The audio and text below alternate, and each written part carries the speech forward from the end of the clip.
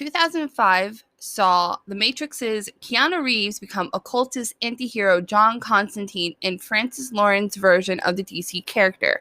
A box office flop, in the last 15 years, media and more began to see the brilliance of the movie and its characters. You're listening to Utter Randomness Podcast. I'm Lulu, your host, and this is an Under the Radar. Obviously, spoilers. There is also a trigger warning with this episode because Constantine does deal with suicide and self-harm.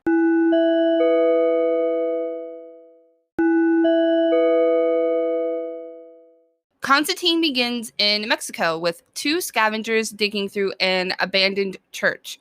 One of the men, Manuel, uncovers an intricate spearhead that is actually draped in a Nazi flag.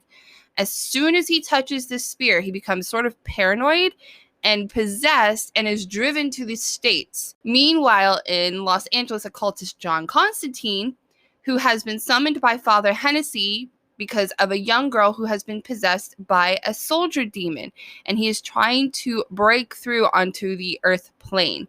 We find out through the rules that God and Lucifer put down that demons actually shouldn't be able to cross onto earth and vice versa in regards to angels.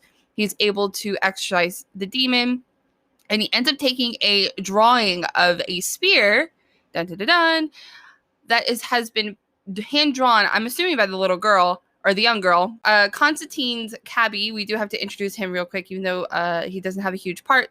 Constantine's cabbie and apprentice Chaz Kramer has been immensely studying to become an exorcist and be sort of like, well, Constantine. Don't be like Constantine. We also find that unfortunately Constantine is dying from lung cancer. He ends up visiting a half-being, Gabriel, and asks for an extension from his impending death. Gabriel, though, will not budge, citing that everything he's done has been for selfish reasons, and he is destined for hell because of the life he took when he was 15 years old. And that's all we get on the extension of that. As he's leaving the church, Constantine is assaulted by a bug humanoid thing. Again, because of, rules. This shouldn't happen. Apparently, this bug humanoid thing is a full-fledged demon.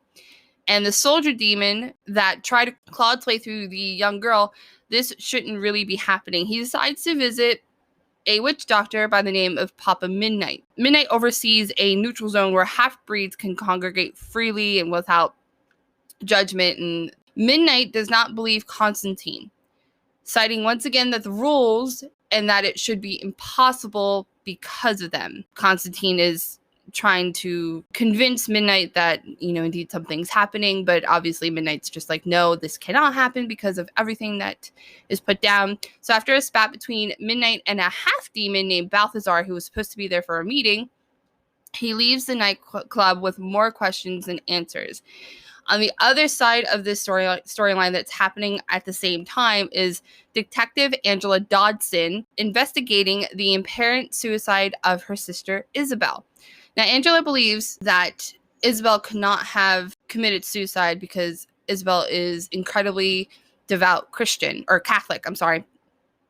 And Angela ends up spending numerous hours going through a mass array of security footage to prove her investigation eventually leads her to Constantine. And when she finds him, seraph demons, or winged demons, attack the both of them, which Constantine believes are specifically targeting Angela for some odd reason. So he ends up agreeing to help her, and he ends up transporting himself to hell with the help of a cat named Duck to find Isabel. He is able to actually get her medical wristband, which proves without a doubt that unfortunately Isabel died from suicide. Confused by this, Constantine shares his story of being able to see half-beings since childhood, and he attempted suicide at the age of 15 to escape these visions and monsters. We are brought back to Father Hennessy, who seems to possess some sort of tactile psychic ability himself. He is scouring newspapers, which leads him to the death of Isabel. He ends up at the morgue and attempts to investigate a strange symbol that seems to be scarred on the inside of Isabel's wrist.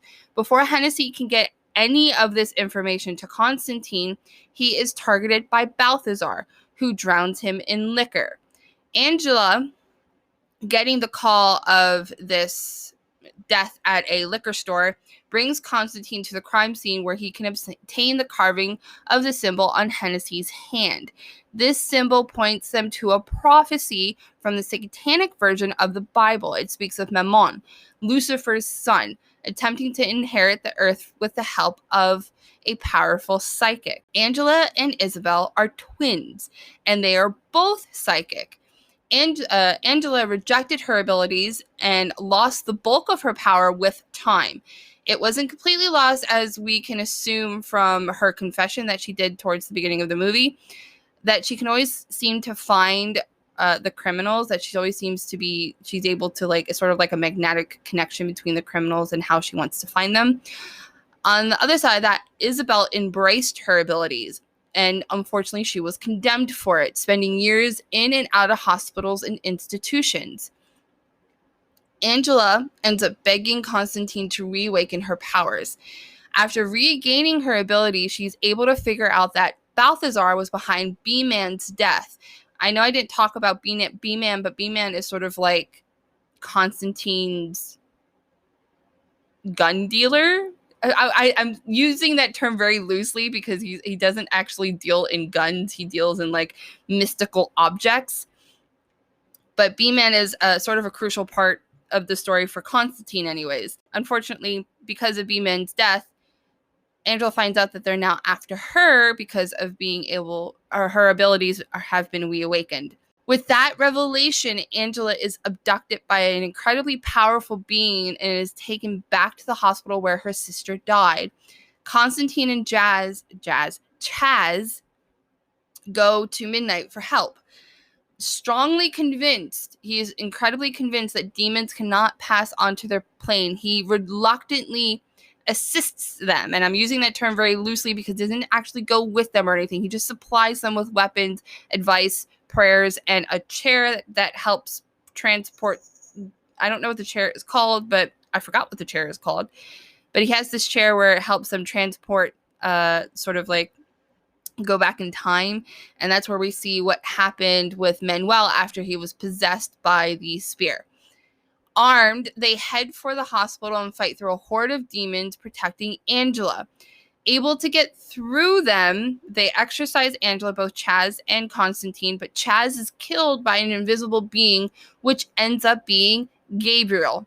Gabriel, who has spent an insurmountable time on Earth, is resentful towards their father and the unconditional love he has for humans. The plan is, the sort of misguided plan, is to weed out humans who are deemed unworthy of God's love. And apparently the only way to do that is through suffering and pain, which, by the way, Gabriel has never felt for themselves. They can't feel those things. Constantine, desperate, decides to call upon Lucifer, knowing full well that his soul would be the one he'd personally come up from hell to get himself. Constantine commits suicide. While he's dying, Lucifer comes up from hell and slows down time. And Constantine informs Lucifer that Gabriel is in the other room with the Spear of Destiny, trying to bring Mammon into the world. Lucifer is a little leery of this, but sort of takes Constantine at face value and confronts them and stops Gabriel from enacting this prophecy. Angered at this, Gabriel attempts to smite Lucifer in God's name. However, because of all the misguided things that Gabriel has done, including this, they've fallen out of favor with God, and their wings are stripped. After handling the immediate threat of Gabriel and Mammon, Lucifer goes back to Constantine and collects his reward, which is Constantine. But before he does this, Lucifer offers Constantine a sort of reward himself. Whatever Constantine wants, aside of, coming back to life. Constantine ends up asking Lucifer to let Isabel go to heaven. Lucifer agrees to this absent-mindedly and lets Isabel's soul go and begins literally dragging Constantine to hell. But it's too late. Before Lucifer can realize that what Constantine did is an act of selflessness, which allows him entry to heaven. Lucifer isn't having this, though. He ends up curing Constantine of his cancer in hopes that he'll damn himself again. At the end of it all, Angela is given the Spear of Destiny to hide. Constantine is cancer-free and has quit smoking. Chaz has become an angel in the post-credit scenes, and Gabriel is human and has been stripped of their wings. Now, early into Constantine's production, it went through a handful of directors, writers, and more since starting its pre-production in 1997. Producer Lauren Schuler Donner was attached to the project, and in 99, Paul Hunter was originally set to direct.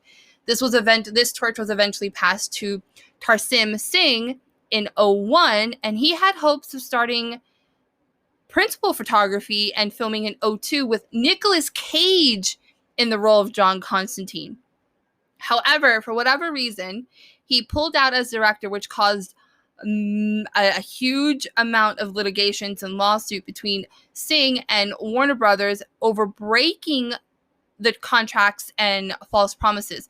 Eventually, Keanu Reeves and Francis Lawrence were eventually attached to the movie. Alan Moore, the original creator of Hellblazer and John Constantine, wanted absolutely no credit for the Constantine movie after the failed adaptations of From Hell and the League of Extraordinary Gentlemen, saying that the credit and royalties should be divided amongst the other creators. The Constantine movie is an amalgamation of different story arcs. From the comics, more specifically, Dangerous Habits, that's one of the main story arcs, and Original Sins, where Papa Midnight is introduced because he is introduced into the Constantine movie. Obviously, several aspects have been altered from the comic to movie, such as the aesthetics of Constantine's character. Instead of being the British blonde, chain-smoking, battle and world-worn antihero, we got most of that, but it was changed into black-haired American in LA, which is what this Constantine movie ended up doing for aesthetically.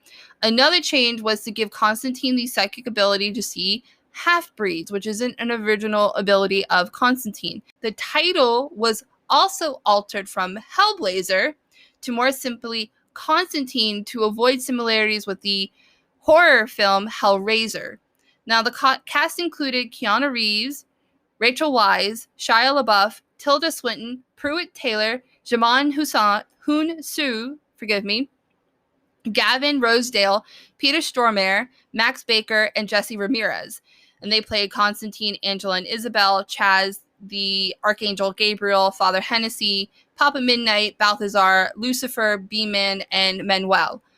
Unfortunately, as I said at the beginning of this, Constantine was a box office flop. Constantine earned $29.8 million in its opening weekend. Overall, it grossed $76 million domestically, and worldwide, it grossed $230.9 million. Now, I know a lot of people will go, well, that's not really a box office flop, considering that its budget ranged between 70 and 100 million. So it wasn't a complete flop theatrically. It was able to get what it spent. When you think flop, you think, oh, it's because it made well under what its original budget was. However, this isn't the case for Constantine. It just wasn't critically nor audience praise because of the changes that Constantine underwent during its production. It was critically panned, as I said before. Constantine was usually called, quote-unquote, unfocused despite its mostly solid production. Once Lawrence and Reeves were attached to Constantine, its production actually went quite smoothly despite its multiple changes in directors, script writers, and so on and so forth. It went pretty smoothly in production. Audience was also mixed reviews. Reviews for the movie ranged between forgettable action flick to complaining that too many changes from the original source material. while others believed that it had potential, decent visuals, and that the CGI is solid. That's where I kind of stand, because I didn't actually, which I'll get more into later, I didn't actually read a lot of the Constantine or Hellblazer comics. So when I watched this movie, in 2005, when it originally came out, I actually didn't know much of the Constantine character. Constantine came out about 16 years ago, and people have now found a certain appreciation with this film. It's on a number of lists for underrated comic book movies since its 2005 release.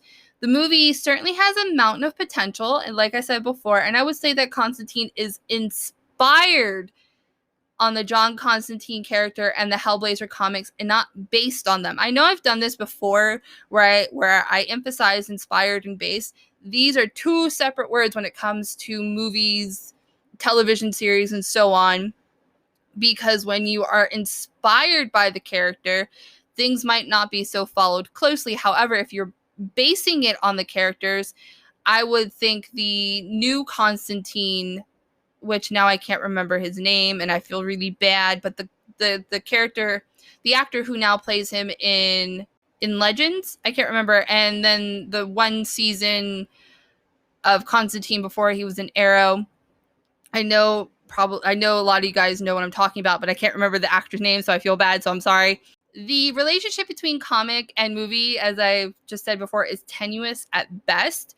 With that being said, the movie is visually pleasing. It really is. Even after more than a decade, CGI still holds a respectable place through the years. It really does hold up. You can tell, but compared to movies that were coming out at the time and even in the 90s, it still holds a relatively respectful place after so many years. I rate Constantine 4 out of 5.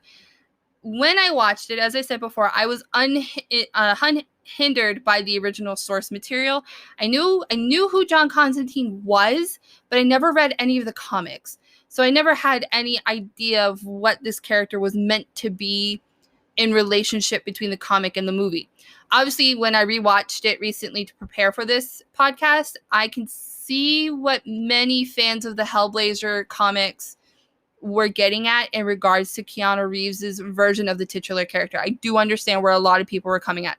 Since its release, though, fans have been clamoring for a follow-up, so much so that Constantine has reached cult classic status. Now, it received its cult classic stamp for me because of its complexity of its characters. Trust me when I say, these characters, all of them, have such detailed backstory and fun Easter egg goodness that it deserves multiple rewatches to catch them all, or to come to your own conclusions on the complexities of the story and the characters. I do, once again, find myself agreeing with some that towards the latter part of the movie, it does lose a bit of focus. It does seem like they're trying to tell so much within a short amount of time. Its storyline becomes diluted and the characters tend to go off into left field occasionally. But to be honest, I've never had a much of a problem with this as long as I can make sense of the story, because we never really know what's left on the cutting room floor when it comes to films being fixed. We've already seen this when the Snyder Cut came out for the Justice League, how much was left between Whedon's version and Snyder's version.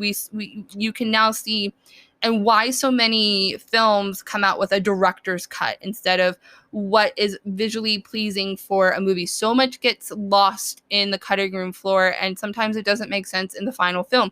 We have seen that done so many times that I tend to have that in the back of my mind when I'm watching a movie going, why doesn't this make sense? And then you're watching a commentator cut of it or something with the director who says, well, it was supposed to be filmed this way, but however, something got lost in production and that, this and the other. I always think that you should always watch the commentators, the commentary for a movie or a film. For a movie or a film, movie or a TV series, because you get such an insight between the actors and directors and even maybe a screenwriter. You get so much that you wouldn't normally see within the movie or the television series. So I always recommend that. It's one of my favorite things to do. Regardless, you'd be surprised, once again, by how much you lose in regards to story, characters, scenes, that get left on the editing floor. Also, this movie has a R rating. I'm not sure how many of you guys have ever realized that. I didn't, but Constantine had a R rating, and I wish they'd done more with its R rating. I think it would have been much more well received if it took advantage of that. But I found out later that Lawrence was actually following the guidelines for a PG-13 movie instead, which actually explains a lot. During the research part of this article, of this podcast and article, because this is based off an article, I found out that in 2011, director Francis Lawrence spoke candidly about making a sequel. He said that he would take advantage of the R rating like many newer comic book adaptations, Logan, Deadpool, Watchmen. And in November 2021, it was confirmed, or 2020, not 2021, 2020. It was confirmed that Guillermo del Toro had signed on as a writer and director for a Justice League Dark, which is where our beloved Hellblazer characters would fall into. Also in November 2020, Lucifer, or Peter Stormer's actor himself, posted to Instagram that a sequel was in works. While Lawrence and Reeves and others are excited at the prospect of a sequel, nothing is confirmed because the rights are still in flux. Obviously, because the CW has a bit of the rights, and it's kind of, well, CW is CW Warner's Brothers still? I don't remember now. Networks are kind of meh. So I think it's still Warner Brothers because they used to be called the WB, and that was a long time ago. But anyways, the rights are still in flux, which if the CW Warner Brothers still own the rights, I'm not sure if Warner Brothers would be making this movie again. I don't know. However, there are rumors that J.J. Abrams might be at the helm of the project, or at the very least, it might be slated to become a series on HBO. Which, to be honest, I think it would work a lot better than what they were trying to do with the series in regards to the Constantine revival. And I wish I could remember the actor's name. You know what? I'm looking it up. What is the actor's name? Actor's name. Constantine actor. Because it's going to bug me, and there's no shame in looking it up. Constantine actors. Matt Ryan. His name is Matt Ryan. And I wonder, the League of... it's gonna bug me. But Matt Ryan is the actor he's the newest actor to play the Constantine character. And now if I can remember what the television series is, and I think it's Legends of Tomorrow. See, looking it up does not hurt. So yeah, Matt Ryan is the newest, I should say, actor to portray this character. I think he is much more closer to the Hellblazer comics than what this Constantine rendition was. And I obviously know why a lot of people were much more thrilled at Matt Ryan's version of the character. We'll see with that, if he is willing to take up the helm again at a much grittier version of the character, because right now he had his own series which only got one season, which kind of sucks. And there's always a hit or miss when it comes to this type of deal. I honestly don't think a network television such as ABC or CW or NBC or those types of networks should have the rights to do a character like Constantine, just because he is definitely an R-rated character. So if it does get slated for an HBO series, at least there's much more that could be done with the character.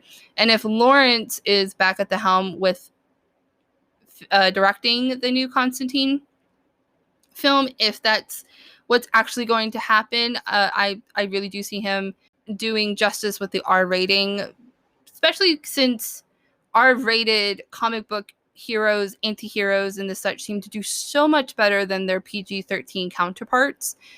We'll have to see, kind of deal. But I am pleased that this movie is verified a cult classic. But like I said, I do wish it did better on release. It's definitely had the potential of doing well. But I believe that both fans and critics were too hung up on the original source material, which I'm not saying is a bad thing. If you love the source material and you find out that a movie or a television show is being made either based or inspired by it, then you're both anxious and excited by the prospect of it. And then you're let down and disappointed when it doesn't live up to your expectations. And rightfully so. I've been there. I've done that. I understand where a lot of the fans and even some of the critics were getting at when they said that it did not meet their expectations for this character. The belief I have, though, is that's what exactly happened to Constantine, a movie that may have been a standalone when it came to the Constantine series. We're dealing now with a lot of alternate verses when it comes to not just DC characters, but Marvel characters and so on and so forth. But we're seeing a lot of alternate timelines, alternate verses. This, to be honest, I think this Constantine version could fit into an alternative verse for this character, and I think that would be kind of cool. But I don't know if they're going to take into account what Constantine, the movie, has already done, and when they decide to pick up for the next series or the next movie or whatnot, what it's going to be about, or what comic series, what comic storyline, I should say, it's going to follow. Like, there's a lot that it can be done with, and I think, once again, I think that's what happened to Constantine, that people got hung up on their own beliefs and expectations, that they let an actual good film be seen as bad in a lot of people's eyes. With that, once again, I hope people can, at the very least, if they can separate what their expectation is for Constantine and what their expectation is between the comic and the movie, that what it is, and I think it's a movie that can stand alone outside the realm of Hellblazer. The complexities of the characters, the decent visuals, the CGI, the storyline is actually not bad at all, and then it can be acknowledged for the beauty today. So what are your thoughts about Constantine? Does it deserve its status as a cult classic, like I do with a lot of under-the-radar movies and TV series? I might actually end up doing one on the Constantine, Matt Ryan's Constantine, because I actually really do believe I liked it, but I like a lot of weird things, so it doesn't really matter. Would you want a reboot, either in television or a movie? Did you like this version of Constantine, or like so many others were you let down by this prospect? As of June 29th, 2021, you can stream Constantine on HBO Max, and or it can be rented on or bought on Amazon Video. So I think we're going to end it there. Follow me on Twitter. Consider supporting this podcast either at Buy Me a Coffee or Patreon, or even here on Anchor. And until next time, bye.